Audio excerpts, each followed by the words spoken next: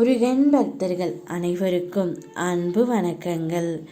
என் அன்பு குழந்தையே, உன்னுடைய துணையின் இல்லத்தில் இப்பொழுது ஒரு துக்கமான செய்தி ஒன்று நடந்து கொண்டே இருக்கின்றது.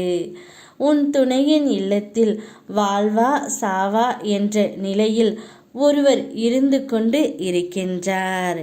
நிச்சயம் உன்னுடைய துணை அல்ல தங்கமே.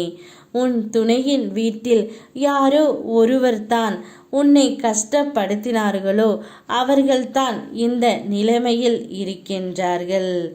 என் பிள்ளையின் கண்ணீருக்கு காரணமானவர்கள் அனைவரையும் நான் உரிய நேரத்தில் தண்டனை அளித்து விடுவேன் என்று உனக்கு நன்றாக தெரியும் அல்லவா?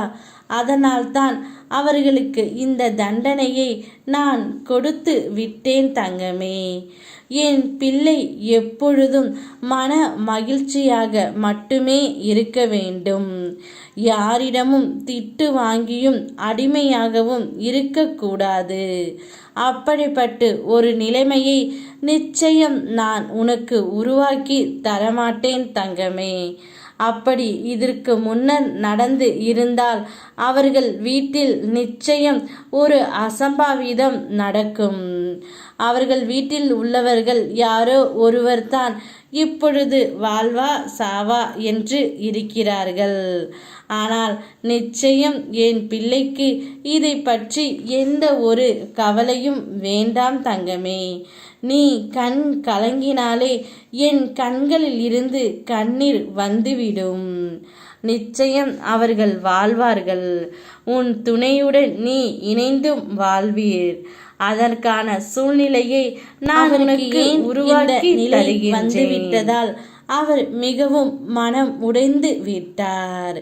நிச்சயம் உன்னை கஷ்டப்படுத்தியவர்கள் யாராக இருந்தாலும் அவர்களை உன் அப்பா நான் விட்டு வைக்க மாட்டேன் தங்கமே. அவர்கள் முன் உன்னை கோபுரத்தின் உச்சியில் அமர வைத்து நான் அழகு பார்ப்பேன்.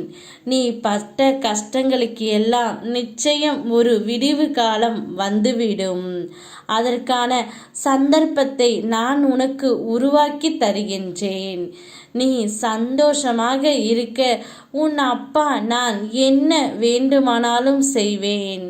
என் பக்தி உன் பக்தி நிச்சயம் உண்மையாக இருக்கும் பொழுது நம் இருவரையும் யாராலும் பிரிக்க முடியாது தங்கமே.